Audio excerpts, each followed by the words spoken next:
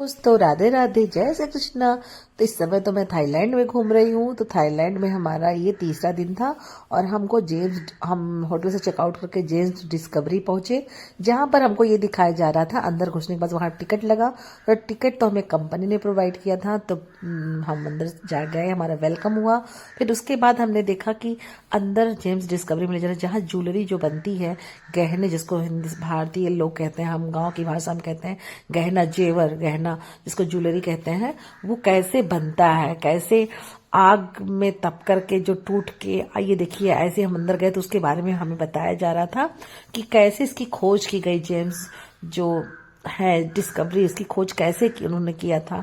तो ये आग होता है, आग जब फटता है लावा, तो ये जैसे कि क्या कहते हैं उसको, जब ज्वालामुखी की तरह दिखा रहा था, पूरा आग का गोला फटता है। तो उसके बाद उसकी खुदाई होती है कोयला के अंदर। तो ये देखिए ये सब है आग के गोले, तरह तरह के रत्न है ये, जिसकी मतलब हम लोग को पहचान नहीं हो तो वो लोग रत्न को पहचानते हैं। तो उसको कैसे उसको खोदते हैं, खोदने के बाद इसको निकालते हैं यहाँ से।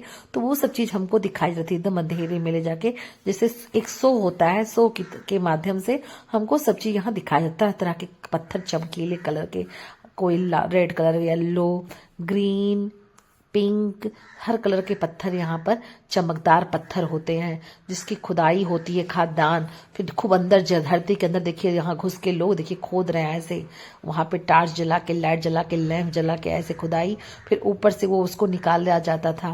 तो ये देख रहे हैं ना, ये सब आर्टिफिशियल मतलब नकली आदमी है, ऐसे लटक के आया हुआ है, टॉर्च लिया हुआ है और खुदाई करता है। बाद में एक ऊपर आदमी रहता है जो उसको मतलब मशीन के द्वारा फिर ऊपर खींचता है। ये देखिए ऐसे। तो ये रत्न कहाँ से निकले हैं? जो नवरत्न होते हैं जिनसे हमारा अंगूठी, कान का, गले का ब्रेसलेट, ये सब बनता है सेट।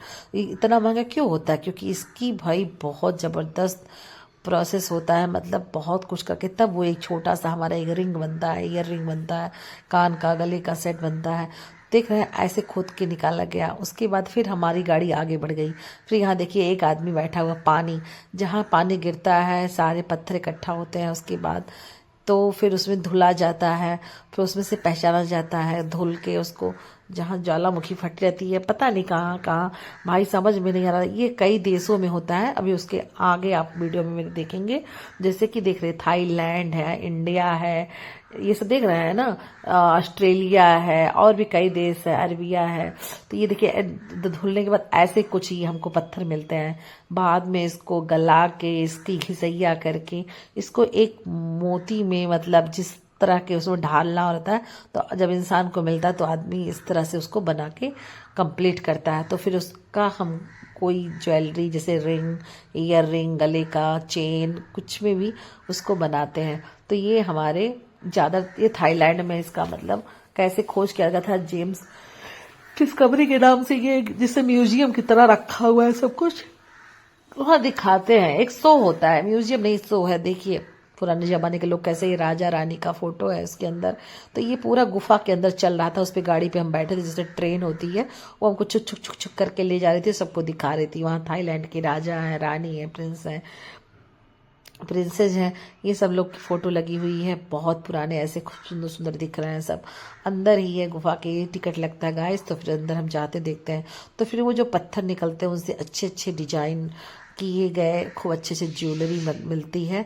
फिर हम लोग देख के अंदर सब कुछ आए। उसके बाद बाहर खूब बड़ा शोरूम इसका है सिर्फ ज्वेलरी का, जहाँ ये बनाए जाते हैं अपने हाथों। देखिए कई तरह के पत्थर रखे हुए हैं, ये जो बहुत कीमती पत्थर जिसके ज्वेलरी बनते हैं, 100 पीस में ऐसे रखे हुए हैं।